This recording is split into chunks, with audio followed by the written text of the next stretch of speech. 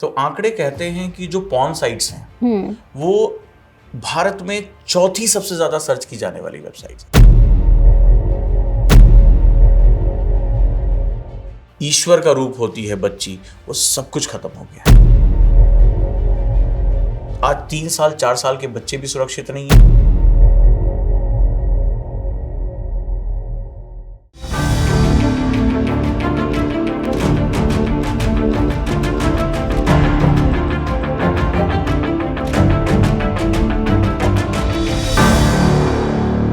यत्र नारी पूज्यन्ते तत्र देवता रमन्ते, यानी कि जहां पर नारियों की पूजा की जाती है वहीं देवताओं का निवास होता है। नमस्कार दोस्तों, मैं इंदु और आप देख रहे हैं व्यू पॉइंट। आप जानते हैं कि व्यू पॉइंट पे हम उन मुद्दों को लेकर आते हैं जिनके बारे में आपका जानना बेहद ज़रूरी है। और व्यू पॉइंट पर हमारे साथ होते हैं ओजांग सर। सर, आपका बहुत बहुत स्वागत है। Thank you so much.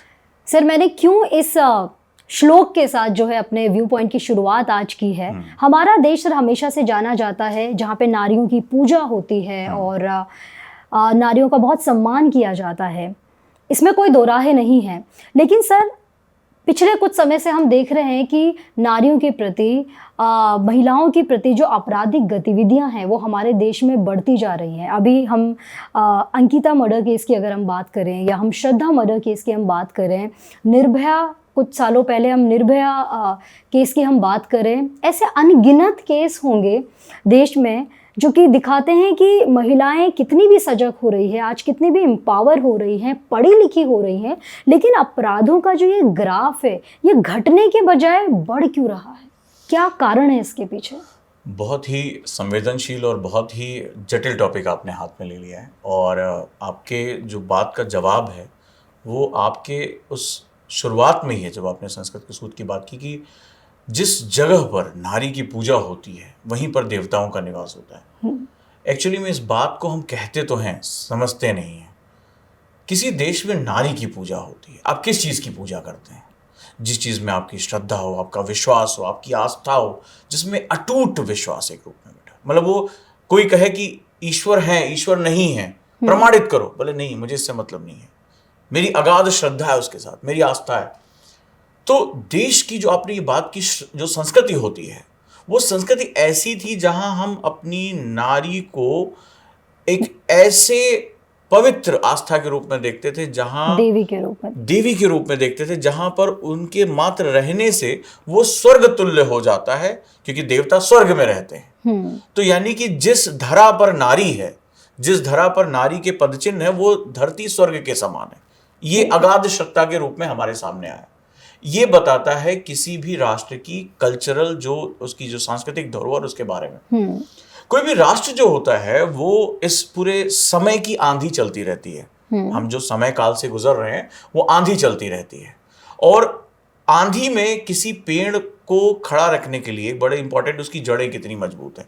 आंधी आई, पेड़ की जड़ें कमजोर हैं, पेड़ उखड़ गया। तो जो संस्कृतियां होती हैं वो पेड़ की तरह होती हैं। और ये जो वक्त के थपेड़े होते हैं ये उसी समय के साथ चलते रहते हैं। तो हमारी जो भारतीय संस्कृति की जड़ें हैं वो बड़ी मजबूत रही हैं, और इसी वजह से हमने इतना समय, इतनी चीज़ों को हमने गुजार लिया, और हम आज भी अक्षुण्ण बने हुए हैं, कंटिन्यू बने हुए हैं। अब जो ये सारी चीज़ें हो रही हैं उसके पीछे सबसे बड़ा कारण है कि अचानक से, एक देखा जाए तो अंग्रेजों के समय से ही वेस्टर्न ने हमारे कल्चर पर एक अटैक किया, मैकाले कॉर्ड के रूप में, और किताबों को, सोचने के तरीकों को हमारी जड़ों से काटने का प्रयास किया। तो उसके बारे में तो सभी परिचित हैं कि वो अंग्रेजी शिक्षा की बात हो, वेस्टर्न शिक्षा की बात हो, वेस्टर्न सोच की बात हो। अभी मैं आऊँगा कि वो क्या है। लेकिन उससे भी बड़ा चेंज आया 1991 के बाद से। अचानक से वो जो वैश्वीकरण के साथ जो एक पैसा आया, पैसे के साथ साथ कल्चर आया, और जो कल्चर था उसको कल्चरल डिफ्यूजन कहते हैं। मतलब हमारी संस्कृति और विदेशों की संस्कृति आपस में तेजी से टकराई, हमारे टीवी के माध्यम से, मोबाइल के माध्यम से, सोशल मीडिया के माध्यम से, हमारे सिनेमा के माध्यम से, वो सारा का सारा कल्चर इसमें आना शुरू हुआ। तो कई बार ना कल्चर जो होता है वो जैसे समुद्र में एक बड़ी मछली छोटी मछली को निगल जाती है, कल्चर ऐसा ही होता है। तो वो एक बड़ी मछली के रूप में आया, जो डिफ्यूजन हुआ, वो डिफ्यूजन हमारा तार्किक नहीं था। ठीक है, ऐसा नहीं कि सब कुछ पश्चिम में खराब है, विज्ञान आता है, नई तकनीकी आती है, लेकिन जिस पात्र में रखा जा रहा वो पात्र कितना परिपक्व था, उसमें से रेशनैलिटी कितनी थी। अचानक से हमारा पूरा कल्चरल सेटअप बिगड़ गया। और इसके साथ हम जो चीजें थी वो हमारी बदलने लगी। जो नारी थी वो पूज्य थी, वहां पर जो सबसे इंपॉर्टेंट अब वो उपभोग की वस्तु हो गई। वेस्टर्न इसको अलग नजरिए से देखता है। और जो आज आप समस्या देख रहे हैं ना, एक बात याद रखिएगा, समाज में कुछ भी होता है, कोई भी चीज किसी प्रक्रिया की देन होती है। प्रक्रिया की शुरुआत कैसे हुई? जब हम लोग छोटे थे, अगर इत्तेफाक हो तो आप लोग बताइएगा, कि जब हम लोग छोटे थे तो हमें बताया कोई बगल में कोई छोटी बच्ची रह रही है, लड़का रह, कहा जाता है ये तुम्हारी बहन है, ये तुम्हारा भाई है, ठीक है। रक्षाबंधन पे राखी भी बंधवाई जाती थी, सब कुछ होता था। आज मैं जब छोटे बच्चों को बात करते हुए देखता हूँ, तो एक दिन ऐसे ही कुछ बच्चे बात कर रहे थे, मैं सुन रहा था, और वो हार्डली 4th 5th के बच्चे होंगे। तो माँ बाप भी बड़े शौक से कहते हैं ये तुम्हारी गर्लफ्रेंड है, तू आगे बड़ा होकर शादी करेगा इससे।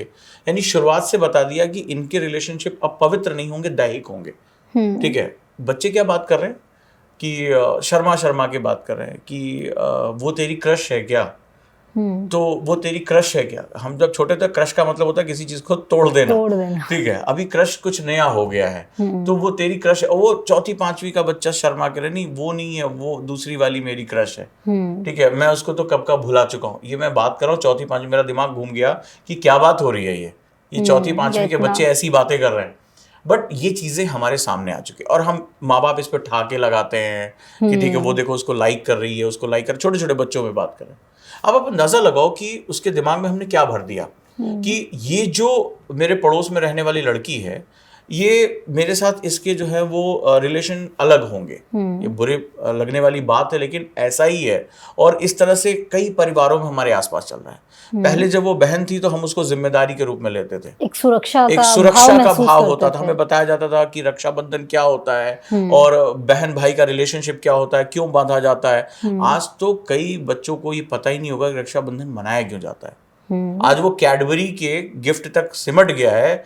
लेकिन वेस्टर्नाइजेशन में अगर किसी बच्चे से पूछो कि रक्षाबंधन क्यों मनाया जाता है, किस भारतीय परंपरा की कहानी के साथ ये बात आई और भाई अपनी बहन के लिए क्या वचन देता है, आप अंदाजा लगाइए कि बहुत से लोगों को इसके बारे में पता नहीं होगा। तो ये समाज के मूल्य बदल रहे हैं और समाज के मूल्यों में बहुत कुछ बदल रहा है। जैसे टीवी खोलते ही तो अचानक से आप देखेंगे कि एक ब्रश का प्रचार आ रहा है, तो उसमें एक नारी को दिखाया जा रहा है कम कपड़ों में। सीमेंट का प्रचार आ रहा है कम कपड़ों में। लॉजिक है क्या इस बारे में? लॉजिक है किसी चीज का कि उसको कम कपड़ों में, सीमेंट के प्रचार में क्या दिखा रहे हो? तो आप पूरे समय उसको बेचने की वस्तु बना रहे हो, उसको उपभोग की वस्तु बना रहे हो, और उसको इतना रेपिटेटिव उस चीज को दिखा दिखा के मतलब तो हमारे आसपास जो है वो चीजें इतनी तेजी से बदली हैं कि वो नारी उपभोग की वस्तु होती चली जा रही है। अब वो मान सम्मान, वो जो हमारे बचपन में था कि ईश्वर का रूप होती है बच्ची, वो सब कुछ खत्म हो गया है। अगर आज आप आंकड़ों को देखेंगे तो आज 3 साल 4 साल के बच्चे भी सुरक्षित नहीं है, 50-60 साल की महिला भी सुरक्षित नहीं है। चारों तरफ भेड़िए ही भेड़िए बदलते चले जा रहे हैं और इसमें सबसे बड़ा रीजन है समाज के मूल्यों में पतन। अब आप कहेंगे इसमें कानून व्यवस्था क्या कर सकती है? जैसे निर्भया कांड के बाद अगर हम बात करें तो बहुत रैपिड कोर्ट बने, फांसी की सजा की बात हुई, लेकिन आप देखेंगे कि घटनाएं कम होने के बाद बढ़ गई। एक्चुअली क्या होता है ना, हम थोड़ा सा बड़ा अलग तरीके से देखते हैं कि पुलिस, जज और ये तमाम संस्थाएं ये कहीं और से निकलती हैं। अरे यार, पुलिस वाले इस वर्दी के अंदर वो इंसान है जो इस समाज से निकल कर आ रहा है। तो जो प्रॉब्लम है वो समाज में, यहीं का एक आदमी जज बन जाएगा, यहीं का एक आदमी जो है वो इन्वेस्टिगेटर बन जाएगा, तो सिर्फ वर्दी ही तो पहन लेगा, कोई काला कोट पहन लेगा, वकील बन जाएगा, लेकिन जो मूल स्वरूप इंसान और उसकी सोच है वो तो इस समाज से निकल कर आ रही है। और समाज में बचपन से उसको पता है कि नारी उपभोग की वस्तु है। उसने अपनी संस्कृति को बहुत पहले छोड़ दिया है कि वो क्यों, ये श्लोक ही किसी को नहीं याद होगा, इस श्लोक का मतलब किसी को नहीं पता होगा कि वो क्या है। तो उस कंडीशन में आप कैसे उम्मीद कर सकते हैं कि उसको न्याय मिल पाएगा? तो आपने कोर्ट बनाए, न्याय नहीं मिला और घटनाएं बढ़ गई। तो ये पूरा जो कलेक्टिव इशू है वो सोसाइटी का है, ये किसी कानून का विषय नहीं है, ये किसी पुलिस संस्था का विषय नहीं है। ठीक है, आप कानून बनाइए, आप राय देते हैं कि बहुत तेजी से जांच होनी चाहिए, तो बहुत सी ऐसी निर्भया कांड के बाद, गुड़िया के जो है वो कांड के बाद ये चीजें खत्म हो जानी चाहिए थी। अपराधियों में डर बढ़ जाना चाहिए था। हमने फांसी की भी सजा दी, बट क्या हुआ?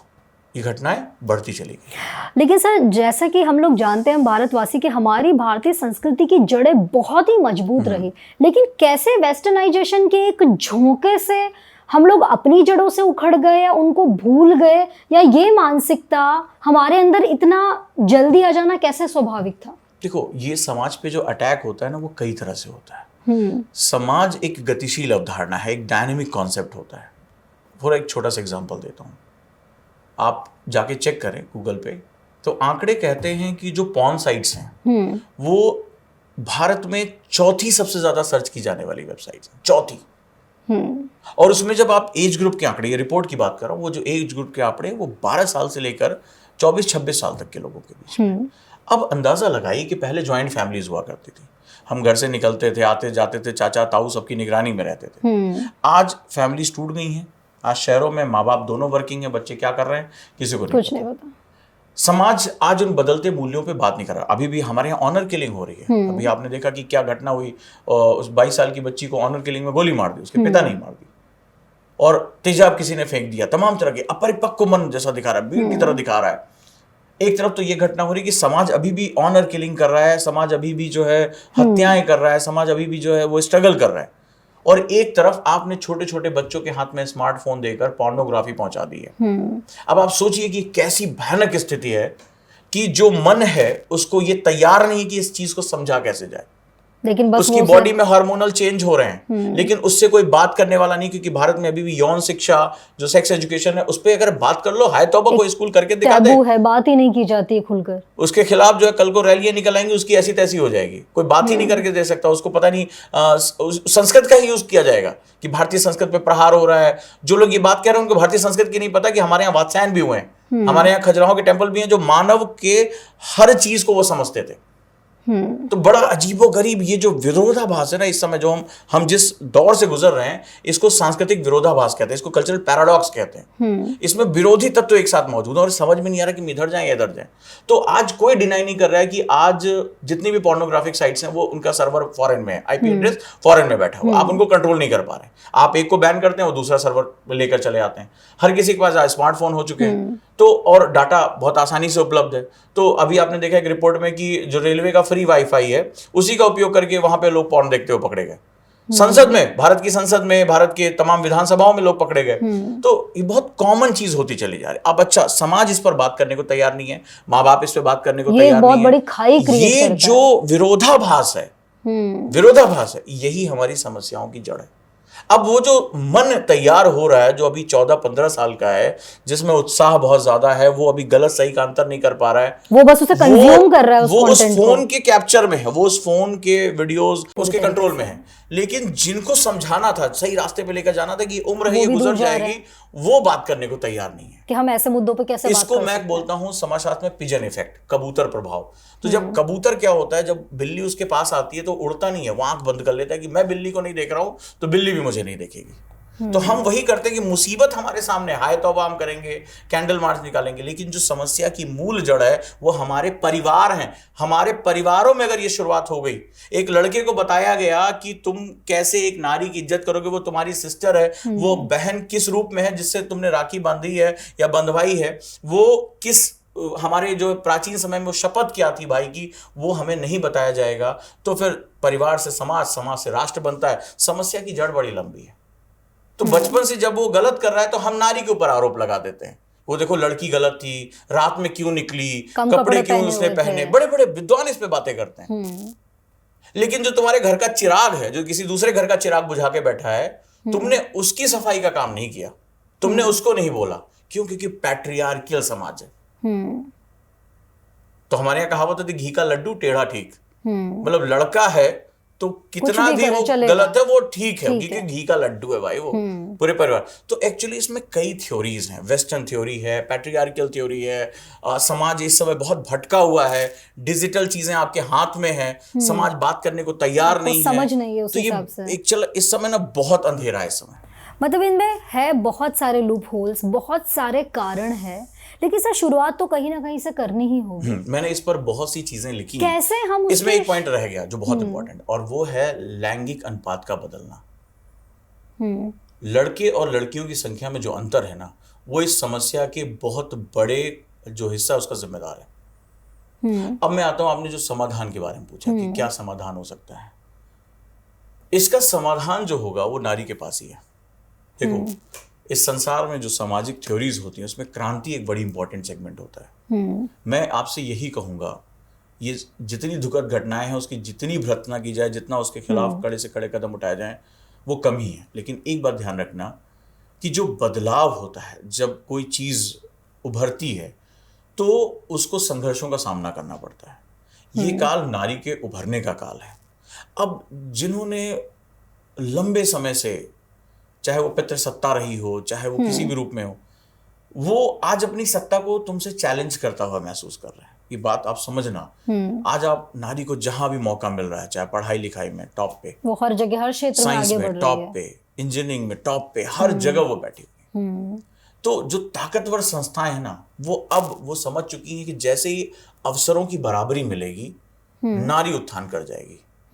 तो बात आ रही है कि अब पशु बल बच गया है, यानी इसको मस्कुलर पावर कहते हैं, जो प्रकृति ने दिया है। तो अब वो पाश्विक चीजों पर उतर आया है। तो उन पाश्विक चीजों को उतरा है, तो ये संघर्ष तो बढ़ेगा ही बढ़ेगा, इसमें कमी नहीं आएगी। तब तक ये बढ़ेगा जब तक ये जो आज मैंने बातें की, विमर्श हमारे परिवारों में नहीं चला जाता।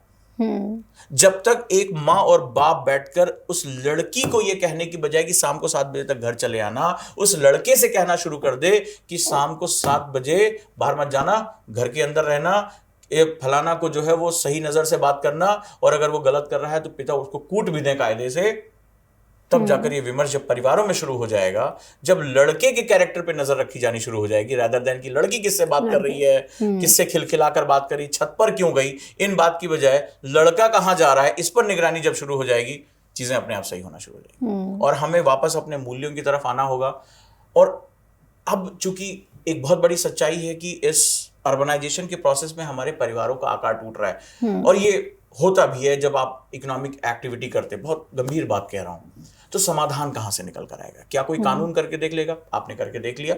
और भारतीय कानूनों को भी बदलने में ना, जब तुम भारतीय कानूनों को, पुलिस एक्ट को, आईपीसी को जानना शुरू कर दोगे, तुम बोले भैया ठीक है, जो हो रहा है बहुत हो रहा है, ये अंग्रेजों के बनाए कानून है, तुम्हारे लिए काम नहीं आने वाले। बड़ा लंबा प्रोसेस है, बहुत लंबा प्रोसेस है, तब तक तो पता नहीं कहां से कहां बात पहुंच जाएगी। तो दूसरी जो चीज है, परिवारों का आकार टूट रहा है, अब दादा दादी नाना नानी ये नहीं मौजूद होते। अब आपको तीसरी समझाने चीज जो के लिए। बता रहा हूं, अगर इत्तेफाक रखते हो तो कमेंट बॉक्स में बताना मुझे, हम समुदायों को आगे आना होगा। भारत जैसे देश में अगर तेजी से बदलाव लेकर आने हैं, तो ना सरकार, ना कानून और ना कोई और आपकी मदद कर पाएगा। हमें एक जैसी सोच के लोगों की कम्युनिटीज बनानी होगी, अपने यूथ की काउंसलिंग करनी होगी, और उन्हें बदलने से पहले खुद को बदलना होगा। खुद को यह समझना होगा कि समय बदल चुका है। आज आपके आंख बंद कर लेने से, जिसको आपने अश्लील कह के कर दिया, उस पर तुम्हें बात करनी होगी। अब उसको समझाना होगा, उसको गलत और सही का अंतर बताना, क्योंकि तुम्हारे आंख बंद कर लेने से उसके फोन का जो है वीडियो डिलीट नहीं होगा। ये बात आप ध्यान रखना। उसके पास डाटा भी फ्री है, उसके पास फोन भी अच्छा आ चुका है, और उसके पास सब कुछ है, उसके पास सब कुछ है, ठीक है, सारी चीजें मौजूद हैं। तो आपको अब खुलकर उससे बात करनी होगी। झिझक उन छोटों को नहीं, झिझक बड़ों को छोड़नी होगी। तभी जो है, जब हम बात करेंगे, तभी जो है वो खुलकर अपनी बात कह पाएंगे, और हम फिर एक ऐसे विमर्श की तरफ जा पाएंगे। और हमें ये जिम्मेदारी उठानी पड़ेगी कि इन हमारी बेटियों को बचाने की जिम्मेदारी हमारी है, और हमें कम्युनिटी प्रोग्राम्स लाने होंगे। बिल्कुल सही कहा सर आपने। समाज, शासन, प्रशासन, इन सबकी अपनी एक अलग भूमिका है, और इस प्रोसेस में थोड़ा समय लग सकता है। और ये आपने कहा कि हमें मिलकर ही ये काम करना होगा, लेकिन आपने साथ में ये भी कहा कि नारी खुद अपने लिए उस चेंज को ला सकती है। ऐसे में सर हम देखते हैं कि कभी कभी नारी संबल है, सक्षम है, लेकिन बावजूद उसके वो अपने कुछ निर्णय लेने में असक्षम नजर आती है, वो कॉन्फिडेंस उसके अंदर नजर नहीं आता। नारी के लिए आप क्या संदेश देना चाहेंगे? देखो, एक बहुत बड़े जाने माने एक दार्शनिक ने कहा था कि हमारे हर परिवार में लड़कियां बनाने की फैक्ट्री है। जब वो पैदा होती है, कुछ समझदार होती थोड़ा सा, तो हमने बच्चों के कपड़े, लड़कियों के कपड़े अलग कर दिए, लड़कों के अलग कर दिए, खिलौने अलग कर देते हैं, बात व्यवहार अलग कर देते हैं। तो जब आप हमेशा इसी में माइंडसेट के साथ पले बड़े होते हैं, आगे जाते हैं, तो फिर वो बड़ा मुश्किल होता है उससे निकलना। नारी को अपने अस्तित्व को समझना पड़ेगा, और अगर किसी क्रांति की शुरुआत करनी, किसी बदलाव की शुरुआत करनी है, तो उसे अपने अस्तित्व को जानना पड़ेगा। और अस्तित्व में जाने के लिए तुम्हें अपने देश को भी जानना पड़ेगा, और इस भारत भूमि को भी समझना पड़ेगा, पढ़ना पड़ेगा, वापस पहुंचना पड़ेगा। वेस्टर्न ने हमारी चीज़ों को इतने गंदे तरीके से काटा है कि जब भी आज हम देखते हैं तो हमें अपने ऊपर शर्म आने लगती है। वो हमें बहुत ही लज्जित रूप में हमें दिखाता है। तो प्राचीन इतिहास देखते हो तो कहते हो अरे भारत में सती प्रथा थी। तो अगर सती का मतलब केवल महिलाओं को जलाना था तो हमारी जो महान महिलाएं रही उनको हम सती क्यों कहते थे? माता सती अनसुईया क्यों कहते थे? माता सीता क्यों कहते थे? इस प्रश्न का जवाब अभी हमें ढूंढे जाने की जरूरत है। कोई कहेगा ये दकियानूसी है, लेकिन अगर तुम्हें जवाब है तो तुम्हें अपने कोर में जाना पड़ेगा, अपना आत्मविश्वास जो है वो जीतना पड़ेगा। हमारे देश की महिलाओं ने ही, हमारे देश की वीरांगनाओं ने ही वेद की ऋचाओं का भी जो है वो रचना की। हमारे देश की महिलाओं ने बड़े बड़े शासक दिए। हमारे देश की महिलाओं ने जब तलवार उठा ली तो बड़े बड़े दुश्मनों के जो है वो दांत खट्टे कर दिए। उस वैभव, उस गौरव को जिंदा रखना पड़ेगा, आत्मविश्वास की तरफ जाना पड़ेगा और ये मानना पड़ेगा, सबसे बड़ी बात ये मानना पड़ेगा, ये संघर्ष जो है वो अवश्यंभावी है। बिना इस संघर्ष के तुम्हारे हाथ में न सत्ता आने वाली है, न तुम्हारे हाथ में ये पावर आने वाली, न ये परिवर्तन आएगा। तो ये संघर्ष होगा ही होगा और ये अंतिम चरण है। अगर इस संघर्ष से नारी बिना हारे, बिना डरे निकल गई तो आने वाली दुनिया आपकी है। बिल्कुल सही कहा सर आपने। हमारे देश में सैकड़ों हजारों ऐसी महिलाएं हैं जिन्होंने युग परिवर्तन की शुरुआत की। वो माँ भी है, वो बहन भी है, वो बेटी भी है। तो हमारी जिम्मेदारी सबसे ज़्यादा बढ़ जाती है कि अगर हम उस सदी में बदलाव चाहते हैं तो उस बदलाव की शुरुआत हमको ही करनी होगी, हर एक नारी को करनी होगी और ये जिम्मेदारी उठानी होगी कि आने वाली पीढ़ी के अंदर इस तरह की मानसिकता ना आए कि वो औरत को दरकिनार करे या उसका सम्मान ना करे। उम्मीद करते हैं कि आपको ये व्यू पॉइंट ज़रूर अच्छा लगा होगा। हमें कमेंट बॉक्स में लिखकर ज़रूर बताइएगा। सर आपका बहुत बहुत धन्यवाद। थैंक यू आप सभी का।